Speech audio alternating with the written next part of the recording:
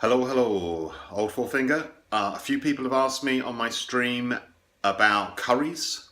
This is such a quick thing to do, so I'm going to show you very easily how to do this. So I've got all the stuff prepared. Get stuff prepared in advance.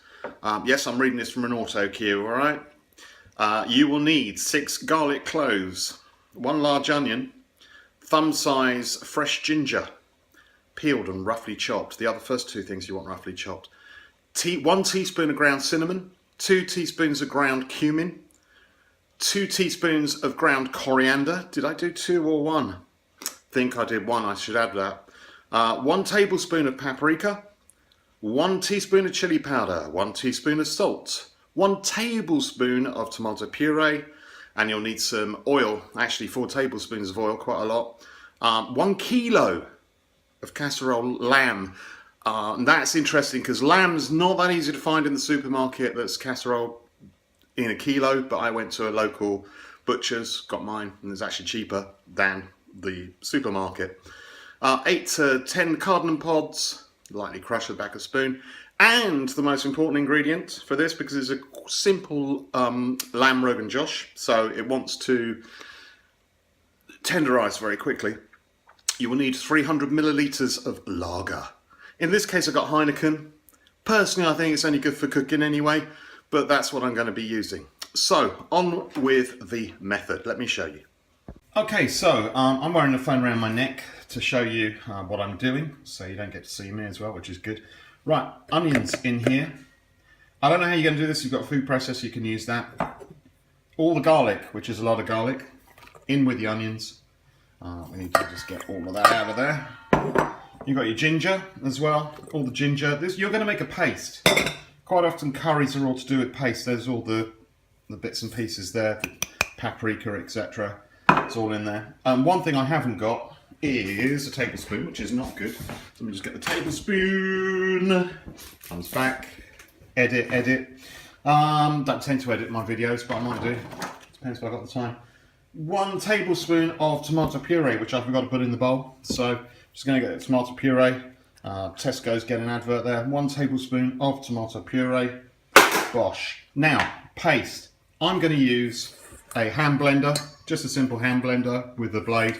It can get a bit messy. My wife uses the processor, but I like to do it with this because it's easier to wash up. Looking for the on-off button. Have I used it before? Yes, I have. Here we go. So, the onions will provide liquid, so don't worry too much there. What we're doing is we're mushing this down into a paste. And making this mush. And this paste is going to form a lovely base for your curry. I hope you can hear me, I know you can't.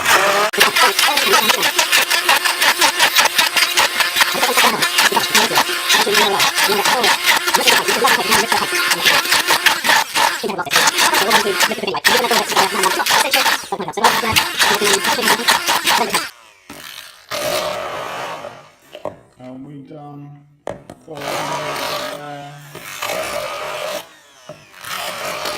See, I've pressed it around the side. I've got it a little bit over the place. You're going to have to wipe off after. So we've got a nice little paste there. Try and get obviously your stuff out of your blender. Now on to the next bit.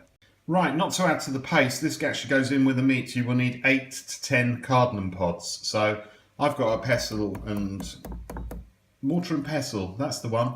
Anyway, get your mortar and pestle. You don't need to crush these. I'm just using this just purely to break them. You can use a spoon. It doesn't really matter, a rolling pin. I'm just crushing them because you want the seeds out there. So that's lightly crushed, and then we can add that to the meat, which I'm just about to do. The next thing to do, and excuse my big fat pot, but I actually like to use a massive pot for this, which is what I'm using.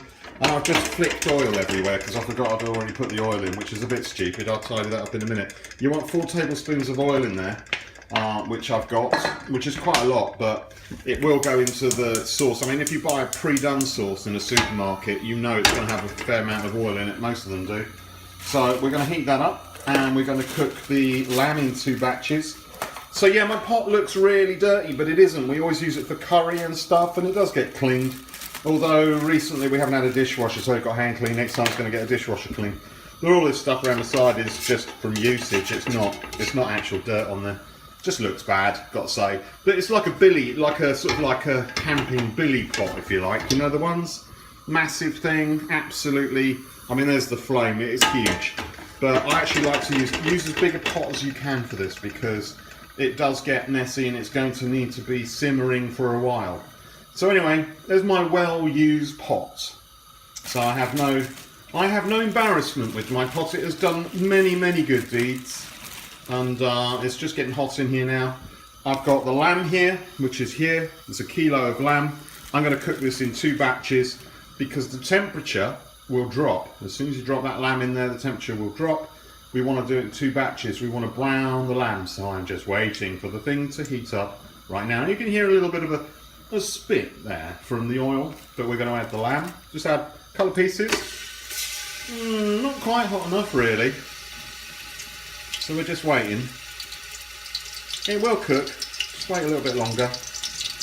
We want it to cook, we don't want it to boil. The thing about cooking is if it's nice and hot, it will cook. If it's not hot, it will steam. It won't seal the meat properly. So we're going to do half of this. This is a very good quality lamb. The place we actually got it from actually have their own farm. So, yeah, I know, it's very difficult going into the place and seeing the lambs frolicking around the fields and ordering a kilo of lamb.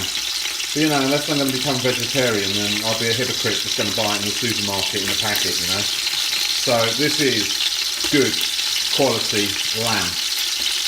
Alright, so it's a kilo of. And then what we're going to do is we're going to seal this. So actually, I probably need something to hold this with because it's not exactly heat-proof. So we're just going to mix around here. Let me just change my camera position. There we go. And we're going to mix this up. This is easy, by the way. Anybody can do this cooking. Curries are some of the easiest cooking that you can do. I find this is one of the most satisfying ones that we do. I usually wait for an offer on the lamb, so when it goes down in price. However, having visited the farm yesterday, it wasn't bad. It was £10 a kilo. Now you say that's a lot, or was it £12 a kilo? £10, £12, £12 a kilo, which is, it's not the cheapest, but the thing is, right, £12 a kilo, it's going to make 8 portions, and that's pretty good in my book. So we'll split this over meals. We won't just have it for one night.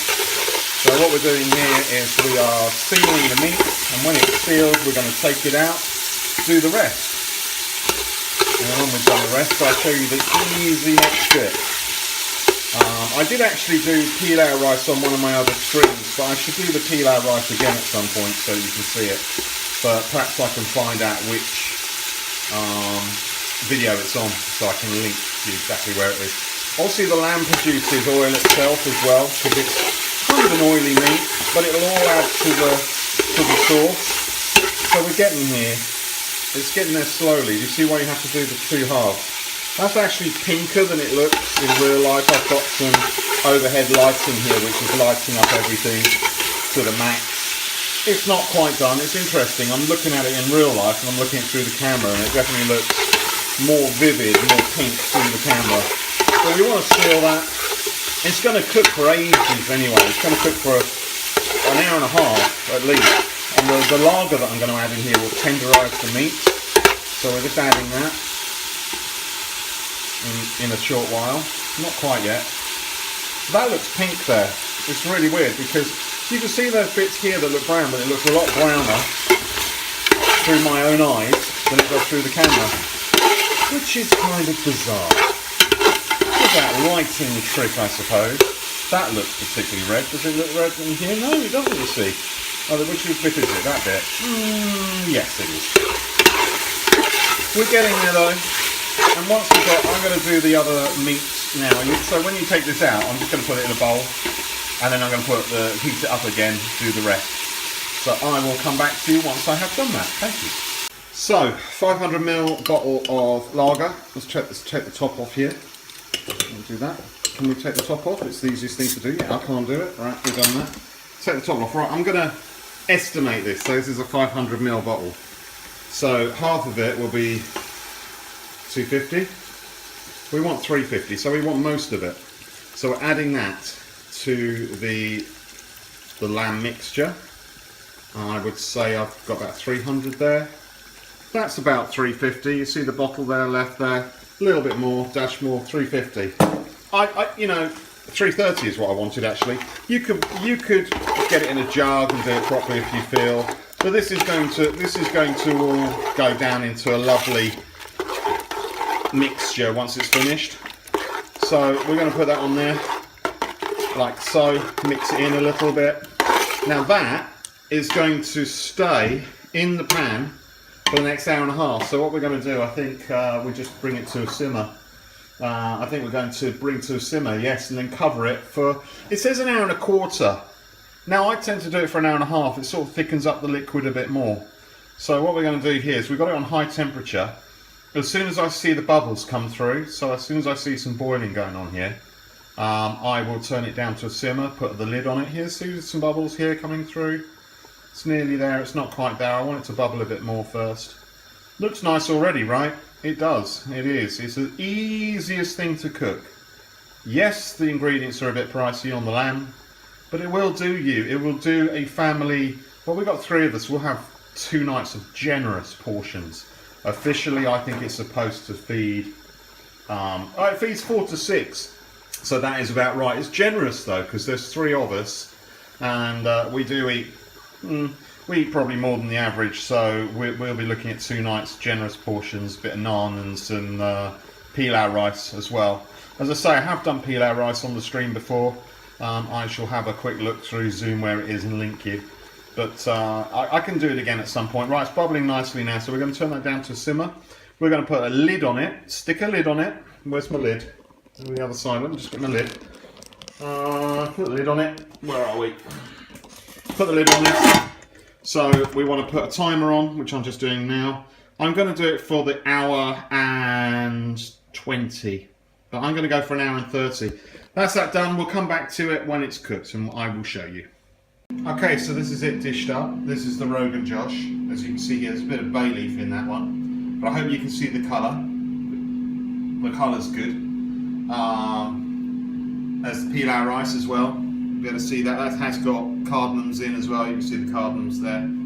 Hasn't come out very orangey. It has got saffron in it. You can see this little spots of orange. They put food colouring in the ones you get from the takeaway.